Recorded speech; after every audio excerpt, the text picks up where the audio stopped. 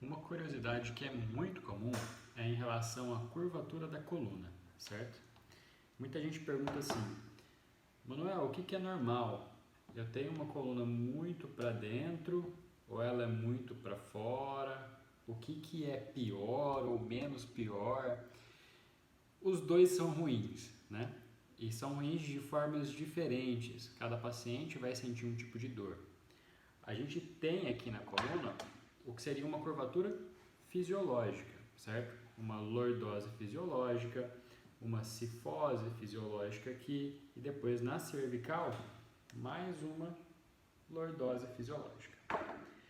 Quando a pessoa ela tem um aumento dessa curvatura, ó, que seria a coluna bem para dentro ou quem anda com a bunda muito empinada, isso não é bom também. Por quê? Aproxima o contato entre uma faceta articular da vértebra de baixo com a vértebra de cima. Tá vendo? Então, ó, aproxima esse contato. Ó lá. Então, isso pode acabar gerando uma certa inflamação, desgaste, artrose aqui nessa região. Eu gosto de usar o exemplo do meu pai. O meu pai ele tem a coluna assim. Trabalhou a vida inteira, tem hoje exatamente hoje 72 anos e não tem uma hérnia de disco, certo? Porém, ele tem o que a gente chama de síndrome facetária, porque a coluna dele é para dentro, ele tem uma lordose aumentada, né, uma hiperlordose, que faz com que as facetas elas se choquem. O contrário disso seria quem tem uma coluna mais retificada. Quando a coluna é mais retificada, qual que é o problema? Eu aumento a pressão na parte anterior do disco intervertebral. O núcleo do disco ele é mais gelatinoso, então é como se fosse um babalu. Eu aumento a pressão na parte anterior, a tendência é que ele vaze na parte posterior, certo? Que seriam o quê? Isso vai evoluindo de uma protusão discal para um abaulamento discal até chegar numa hérnia. E a hérnia, elas são diferentes umas das outras. Você pode ter uma hérnia de disco sequestrada, uma hérnia de disco extrusa, ela pode ser para a direita, para a esquerda, medial, e cada uma dessas coisas muda no sintoma que o paciente sente. Então, para ficar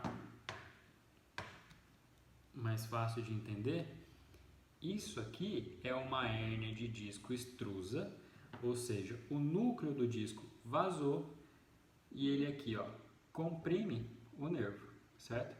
Então, esse paciente aqui, ele tinha uma coluna um pouco mais retificada, que facilita com que isso aconteça. E aí, essa herniação comprime a inervação.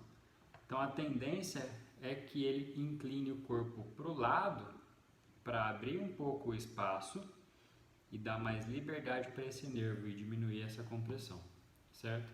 Só que pensa comigo, não adianta nada nesse caso o paciente vir fazer um procedimento cirúrgico, cortar a herniação e costurar. Se ele não corrigiu o que causou a hérnia. Então, o que seria interessante nesse caso? O paciente ele fazer um trabalho de estabilização da musculatura para devolver uma curvatura fisiológica, certo? E ele conseguir dar mais funcionalidade para a própria coluna. Diferente de um paciente, por exemplo, que ele tem uma hiperlordose.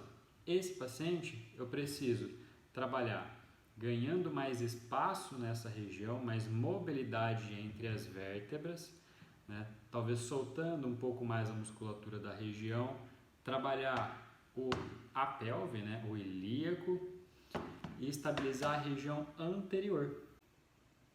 Então são pacientes diferentes que eles sentem dor na mesma região e que eu tenho que trabalhar de formas distintas entre um e outro. Por isso que é importante ter uma boa avaliação para que se tenha um tratamento específico e individualizado.